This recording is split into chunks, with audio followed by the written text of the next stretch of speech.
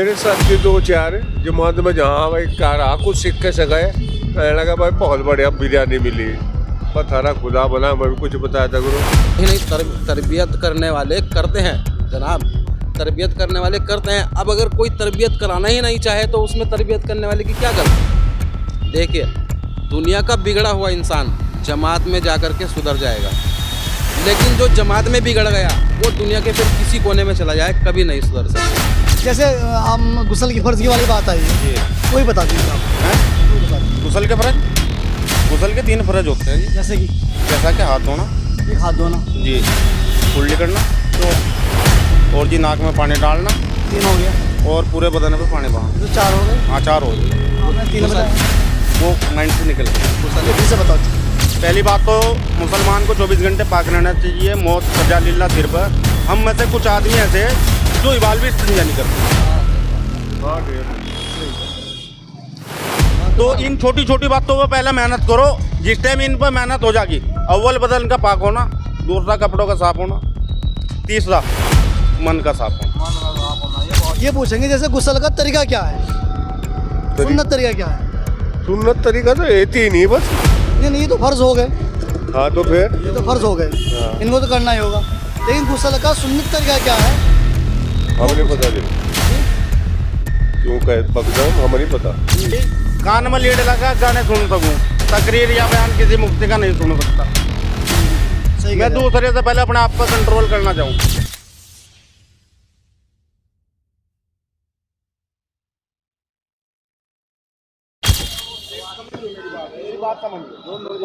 अस्सलाम वालेकुम सलाम। जी सर, क्या फरमा रहे हैं आप। जी मैं ये फरमा रहा, दीन ईमान के मामले में वही आदमी बात कर सकता है जिसकी नॉलेज हो। बहुत से हमारे में से भाई ऐसे जिन्हें आज तक गुस्ल के बारे में भी नहीं पता। हाँ सही बात है।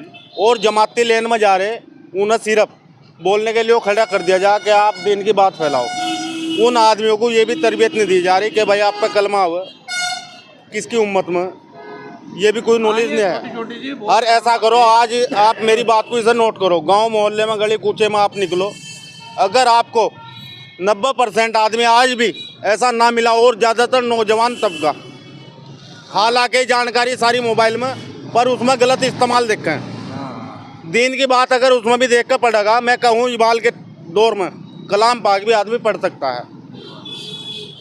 अगर अंग्रेजी पढ़ा हुआ वो अंग्रेजी में पढ़ लगा, हिंदी में पढ़ा हुआ हिंदी में पढ़ लगा। पर हमारी तरबियत क्या होगी। मैं भी ऐसा ही, बोलिए सही, वैसे समझ लगा मैं भी ऐसा ही कान में लीड लगा गाने सुन सकूं, तकरीर या बयान किसी मुफ्ती का नहीं सुन सकता। सही मैं दूसरे से पहले अपने आप पर कंट्रोल करना चाहूँ। इबाल यही बात चल रही थी कि आप जरा दीन के मामले में कोई रोशनी डाल लें। तबलीग की जमातें निकलती हैं, उनमें भी यह बात मेरी तरफ से जानी चाहिए कि पहले आदमी का विचार देखो, ये कहाँ तक नॉलेज है, उस पर वहाँ मेहनत करो। ना कि बहुत से आदमी घर से ठाली होते हुए क्या सोचते हैं, घर के उन्हें परेशान करते हम जमात बन जाते हैं। वो ज़्यादातर दावतों के चक्कर में ही जाते हैं, उससे आगे उन्हें कोई नॉलेज नहीं है जमात में। जी। मेरा जो मानना, क्यों मैंने अगर जमात में आए, मैंने उन्हें पूछा भाई क्या सीखा आपने, तो मुझे महसूस दे रहा उन्होंने 5% भी नहीं सीखा है। उन्होंने कुछ बताया नहीं आपको क्या सीखा। बस ऐसा करो, शाम को निकल जाऊँगा मगरिब बाद दावत के लिए, भाई दावत दे दी, उन्हें सिखाओ भी तो दावत के लिए, तो आप उन्हें बता रहे कि दावत दो, सही, पर उन्हें सिखाओ भी तो दावत किस हिसाब से देनी। हम जो तरबियत है वो मुकम्मल नहीं मिल पा रही। चिल्ला लगाने को मैं भी लगा लूँ, अगर मेरे पे वो तरबियत नहीं आएगी, और आने के बाद मैं उसी स्टेज में फिर आ जाऊँगा जिस स्टेज में मैं हूँ इबाल। पहली बात तो मुसलमान को 24 घंटे पाक रहना चाहिए, मौत कजा लिल्ला सिर पर। हम में से कुछ आदमी ऐसे जो इबाल भी इस्तिंजा नहीं करते। तो इन छोटी छोटी बातों पर पहले मेहनत करो। जिस टाइम इन पर मेहनत हो जाएगी, अव्वल बदन का पाक होना, दूसरा कपड़ों का साफ होना, तीसरा मन का साफ होना। ये बहुत अहम और जरूरी है। नेत मैंने बांध रखी यार, मुझे दूध गाड़ने में ना देर हो जा, मेरी दावत ना लिकट जा, कभी वहाँ से रोटी खत्म हो जा। ये तरबियत हमारे मन में चल रही है। इस्लाम भाई क्या कहना चाह रहे हैं। बात तो माशाल्लाह नहीं भाईजान की बात में माशाल्लाह कर रहे हैं। मैं मुत्तफिक हूँ, बड़ी गहरी बात कर रहे हैं। और ये फिक्र की बात है आपस की कि हम जिस काम के लिए जा रहे हैं उस काम के अंदर हम अमल पैरा क्यों नहीं हो पा रहे हैं, है ना। भाई हम गए थे नमाज रोज़ा सीखने के लिए, और ईमान अमाल सीखने के लिए। अगर हमने वहाँ जाकर ईमान अमाल नहीं सीखे हैं तो वक्त तो पूरा हो ही जाएगा। हाँ वक्त भाई हम 3 दिन के लिए गए तो 3 दिन तो बहरहाल पूरे होने होता सो के बैठ के कैसे गुजार लो, 3 दिन तो पूरे हो ही जाएंगे। लेकिन हमने भाई का कहना सही है कि हमने वहाँ नमाज जा करके सबसे पहले गुसल, जो नमाज से पहले जरूरी है, नमाज से पहले क्या है? मेरे साथी 2-4 जमात में जहाँ भाई कार कुछ सीख के सके, कहने लगा भाई बहुत बढ़िया बिरयानी मिली, पर थारा खुदा बना, मैं भी कुछ बताया था गुरु, बिरयानी पूछ रहे हम तुम। पहले क्या बात बताया? तो मतलब जमात में जाने वाले जो साथी जा रहे हैं उनसे फायदा नहीं हो पा रहा क्या? 4-4 महीने मिला रखे। हाँ भाई सीखे कुछ, बदले कुछ, बदले क्या, बिरयानी बढ़िया मिली, जो मिला वो मिला। वो जैसे वो आपके दोस्त है वो आपको मजाक में कहते हो ऐसा? नहीं मजाक में नहीं कहते, कहे ही मैं। एक हमारा पड़ोसी था, बहुत पुराना था, जमाती लाइन का लगा गया, गुजर गया बेचारा। कहने लगा भाई अगर ये जोड़ में दावत बंद कर देना आदमी पिछड़ जाएगा, आने का ही नहीं कोई, ये तो इसके मारो हम। अच्छा चलिए माशाल्लाह, तो तबलीगी लाइन की बात हो गई। कहीं ना कहीं तबलीगी लाइन में जाकर बहुत सारे लोग समरे भी हैं, ऐसा भी तो है? नहीं, जो संभले उन्होंने उन पर तो नहीं मेहनत करी, जो उधर नीचे रह गए उन पर मेहनत भी तो करने का उनका भी तो फर्ज बना, और अमल में लाना हमारा फर्ज बना। ऐसी बात नहीं आप हमारे से मेहनत करने आए, अगर हम आपकी बात को अपने दिल में नहीं उतारेंगे आपको दोबारा मेहनत करनी पड़ेगी। हाँ सही, बार बार करनी पड़ेगी। बच्चे को स्कूल टीचर क्यों नहीं नाना मामा के जाने देते? क्योंकि जितना उन्होंने पढ़ा वो सारा फिनिश हो जाओ वहाँ जब कोई माइंड जो है ना बच्चे का, एक फेरी रूटीन से हटा दो। यही काम पे जाने वाले की बात है, वो 2 दिन दिहाड़ी जाने के बाद तीसरे दिन छुट्टी अगर मारेगा, चौथे दिन ऑटोमेटिक खुद नहीं जाने का। यही नमाज की बात है। हमने पाबंदी के साथ अब जाके नहाएंगे, जुमा पढ़ेंगे, जोहर की भी पढ़ेंगे। असर अगर हमारे से छूट गई ना तो मगरिब और ईसा ऑटोमेटिक हम पढ़ने जाने के लिए, तो तरबियत होनी चाहिए ना। तो सवाल ये हो पा रहा कि जो साथी जमात में जा पा रहे हैं वो वहाँ जाकर उनकी तरबियत नहीं हो पा रही। नहीं हो रही है जी, तो नुकसान हो रहा है। तो हाँ जी नुकसान है, मेरी तरफ से तो इस मुसलमान कौम को नुकसान है पूरा। नहीं, तरबियत करने वाले करते हैं जनाब, तरबियत करने वाले करते हैं। अब अगर कोई तरबियत कराना ही नहीं चाहे तो उसमें तरबियत करने वाले की क्या गलती? देखिए, दुनिया का बिगड़ा हुआ इंसान जमात में जाकर के सुधर जाएगा, लेकिन जो जमात में बिगड़ गया वो दुनिया के फिर किसी कोने में चला जाए कभी नहीं सुधर सकता। ये बात तो तय है। कुछ आदमी जमात में जाने के बाद अपने आप को ये लेसस मान लेते हैं कि मेरा खुदा से सीधा कॉन्टैक्ट है, मैं चाहे जो बुराई बदी करो जाऊँ, मुझे लेसस मिल गया इस चीज़ का। वो गलत है ना, वो गलत है भाई, वो गलत है। ये तबलीगी जमात जो है दुनिया का सुधार करने के लिए बनाई है। सबसे ताकतवर नमाज को क्यों बताई गई बड़े भाई?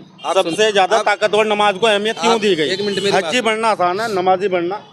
ये तबलीगी जो जमात है, ये जमात जो काम करती है वो देश के अंदर शांति और जो है मोहब्बत के लिए बनाई गई है, ना कि देश में नफरत फैलाने के लिए और मुसलमानों की तरबियत करने के लिए बनाई गई है। की तो हमने किसी से बात ही नहीं करी। जब से आप हमसे सवाल पूछ रहे हैं, हमने नफरत की बात कहीं नहीं कही।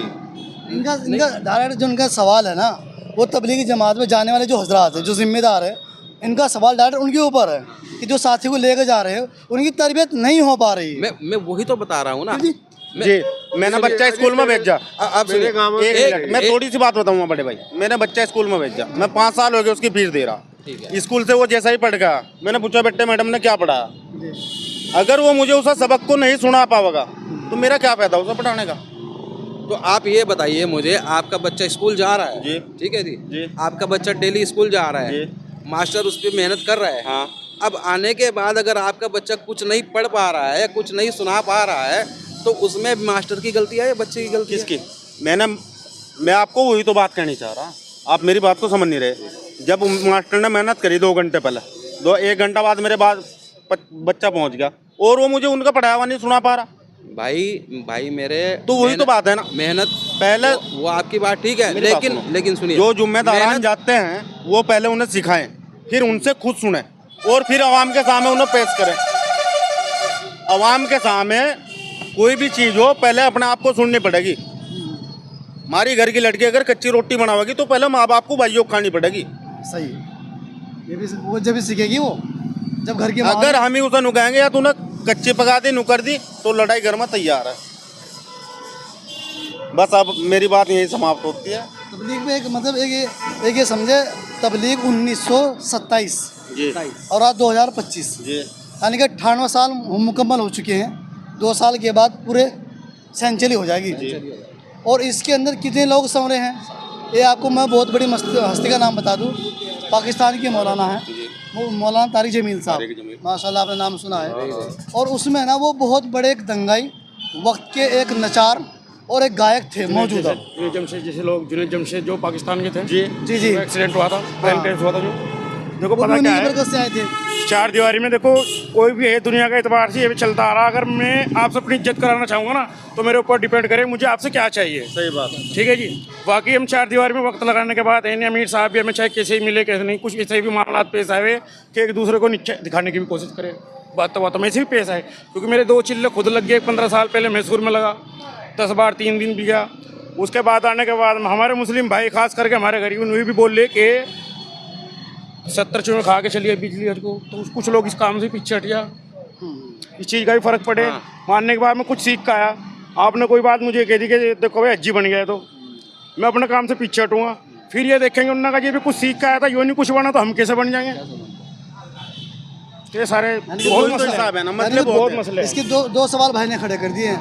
एक तो जज गया, उसकी तरबियत अगर हुई है और वो तौबा करके चला है, तो दूसरे भाई ने रोक दिया कि 70 चूहे खाकर बिल्ली हज को चली। लेकिन जिसके मुंह में देखो दावत तबलीग जो काम है वो तो बड़े का काम है, बड़ा काम है। हमारी तो औकात क्या है। सही बात है। ये हमारे तक के जो दीन फैल रहा है, इस तमाम मुल्कों में दीन जो फैल रहा है, तो हमारे नबी की यहाँ तक कहीं खून बहा उन्होंने। और आज़ादी अगर जो मिली ना हिंदुस्तान को, तो 5 लाख मौला उन्होंने अपनी गर्दनें कटाई, आज आज़ाद है। अगर ईमान हमारे पास आया ना, तो हमारे बहुत बड़ों की बहुत कुर्बानियाँ लगी, तब जाके आया। चलिए माशाल्लाह लफ्जी साफ सुथरी बात करेंगे। अच्छा, तबलीग से देश को, मुसलमानों को फायदा हुआ नुकसान हुआ? डायरेक्ट फायदा हुआ है सर, फायदा तो फायदा है, फायदा है। डायरेक्ट फायदा है। फायदा है। आपके साथ कितने % फायदा हुआ होगा? है जी, मेरे हिसाब से 85% फायदे में हम तबलीगी जमात से 85% फायदे में। और आप? सर मेरा तो 100 के 100% फायदा है। 100% 15% मेरा वो है जो जमाती तबलीग लाइन में आप हमें लेके गए, आपने हमारे मेहनत नहीं करी। 15% मैंने वो गिरना। अच्छा, कुछ लोग माइनस कर रहे हैं ना। अच्छा चलिए माशाल्लाह, वो तो जिम्मेदारी तबलीग में जमात में जाने के बाद थी। एक जिम्मेदारी हमारी यहाँ भी तो है, जैसे गुस्ल के फ़र्ज़ है, वो जिम्मेदारी तबलीगी जमात में जाने वालों की है या फिर घर पे रहने वालों की भी है? जनाब यही तो बात है। अब मैं हूँ, अगर मैं बच्चे को अपने नहीं सिखाऊंगा और खाली जो है तबलीगी जमात पर छोड़ दूंगा, तो ऐसा तो नहीं ना। अच्छा भाईजान, आपका क्या नाम था? मोहम्मद उस्मान। जैसे हम गुस्ल की फ़र्ज़ की वाली बात आई है जी, वही बता दीजिए आप। हैं वही बता दीजिए। गुस्ल के फ़र्ज, गुस्ल के 3 फ़र्ज होते हैं जी। जैसे कि जैसा कि हाथ धोना, एक हाथ धोना, जी, कुल्ली करना, 2, और जी नाक में पानी डालना, 3 हो गया, और पूरे बदन पर पानी बहाना। ये तो 4 हो गए। हाँ 4 हो गई। आपने 3 बताए, वो माइंड से निकल गया ना। आगे फिर से बताओ। अव्वल हाथ धोना, एक हाथ धोना, जी, कुल्ली करना, कुल्ली नाक करना, में पानी डालना, 3, और पूरे बदन पे पानी 4 हो गए। आप बताएंगे। गुस्ल के 3 फ़र्ज होते हैं। 3 फ़र्ज़। पहला मुंह भर के गरारे करना, अलग कुल्ली करना। कुल्ली करना। हाँ, दूसरा नाक की नरम हड्डी तक पानी का पहुंचाना, और तीसरे पूरे बदन को इस तरह से भिगोना कि कहीं बाल बराबर भी सूखा ना रहे। अगर कहीं से सूखा रह गया तो गुस्ल नहीं होगा। ये फ़र्ज हैं 3। अच्छा, जो भाई ने बात की है हाथ धोने वाली, हाथ धोने वाली ये वजू के फ़र्ज हैं। नहीं, हाथ धोने वाली बात इन्होंने शायद इसलिए कही है क्योंकि हाथ बिना धोए हम बर्तन का हाथ नहीं लगा सकते हैं। वो वजू में आता है, नंबर में गिन दिया। हाँ, वो वजू लेकिन बात सही है, वजू के फ़र्जों में। नंबर में नहीं है। गुस्ल के मैंने फ़र्ज आपको 3 ही बताए। वो इस तरह है जैसा मैं पेशाब करने के लिए, जी, वो हाथ मैंने धोना। मैं बगैर हाथ धो डायरेक्ट गुस्ल के लिए नहीं जा सकता। पहले हाथ धोना पड़ेगा मुझे, पहले अपने हाथ ही पाक करने पड़ेगा। अच्छा चलिए, ये तो माशाल्लाह फ़र्ज़ों वाली बात हो गई। बाबा जी थोड़ा सा आप इधर को आइए, जैसे मतलब इधर को घुमाइए, इधर को घुमाओ, रुख वहाँ के इधर रुख मेरा किबले की तरफ। जी जैसे ये तो बात हो गई फ़र्ज़ों के मुतालिक। ये पूछेंगे जैसे गुस्ल का तरीका क्या है, सुन्नत तरीका क्या है? सुन्नत तरीका तो ये 3 ही बस। नहीं, ये तो फ़र्ज़ हो गए, हाँ तो फिर ये तो फ़र्ज़ हो गए, इनको तो करना ही होगा। लेकिन गुस्ल का सुन्नत तरीका क्या है? हमें नहीं पता जी क्यों कहे बकदम, हमें नहीं पता। नहीं, ऐसा तो नहीं काम चलेगा फर्ज का पता भाई, बिना बताओ तो काम नहीं चलेगा ना। हमें नहीं पता जी, तो साफ करना, सूखी रहना। लेकिन आपको याद है, मुझे ये भी याद है इंशाल्लाह। आप थोड़ा सा जहन में नहीं है। नहीं है, जहन में कोई मसला नहीं है। आपको बताएं सुन्नत तरीका क्या है नहाने का? पता क्या है, देखो अगर हम हर एक बात को दीन के मुकम्मल दीन तो किसी के भी पास नहीं हो सकता। सही अगर मानने की बात है, पता क्या है, देखो अगर हम अल्लाह के रास्ते में जा रहे हैं ना, हम वहाँ सीखना सिखाना नहीं, सीखना सिखाना मदरसे में भी कर सके, अपने घर पे भी कर सके, वहाँ तो हम ईमान बनाने की ताकत के लिए जा रहे हैं। वहाँ बनता क्या है, ईमान, मेन बनता है ईमान। बात तो ये भी सही है। गलत तो ये नहीं। जब अच्छा, इंसान अगर हम खुदा के सारे हुक्मों को मानने लगे और नबी करीम सल्लल्लाहु अलैहि वसल्लम के सदक़े तुफ़ैल में उनके कारनामों पे चलने लगे, तो पूरी ज़िंदगी एक ही रात में गुजर जाएगी जी। पूरी ज़िंदगी एक ही रात में गुजर जाएगी, पूरी ज़िंदगी ऐसी गुजरेगी एक रात में ही। ठीक है। देखिए भाई ये कहना चाह रहा है कि सीखना सिखाना तो बंदा कहीं भी कर सके, अगर उसके अंदर है ना एहसास पैदा हो जावे, उसके अंदर ईमानी कुव्वत पैदा हो जावे, फिर बंदा ना बीच चौराहे में वहाँ भी खड़े होकर बंदा सीख लेगा। देखो ईमान मजबूत कैसे होगा, जद्दोजहद करने के बाद ईमान मजबूत होगा जी। ठीक है जी, चलिए, जद्दोजहद करनी पड़ेगी जब ईमान अच्छा मजबूत होगा। चलिए माशाल्लाह, मिल के कैसा लगा है? अच्छा लगा। जैसे जो मुझे मुस्लिम भाई हमारे, आप उन्हें क्या पैगाम दोगे? उनके लिए ही पैगाम है कि दावत तबलीग को ज़्यादा से ज़्यादा बढ़ावा दें, ज़्यादा से ज़्यादा तमाम मुल्कों में जहाँ तक के मतलब कोई नहीं पहुँच सका है, तो वहाँ भी पहुँच के दावत दें। हमारे लिए भी दुआ करें, हम उनके लिए दुआ करेंगे, बाकी तो गुनहगार है। और जनाब आज तबलीग का जो है बहुत ज़रूरत है। अगर ये दुनिया से तबलीग होना बंद हो जाए ना, तो मुसलमान बिल्कुल ही बेकार हो जाएगा, समझ लीजिए आप। तबलीगी जमात एक ऐसी जमात है जो मुसलमान की रहनुमाई करती है।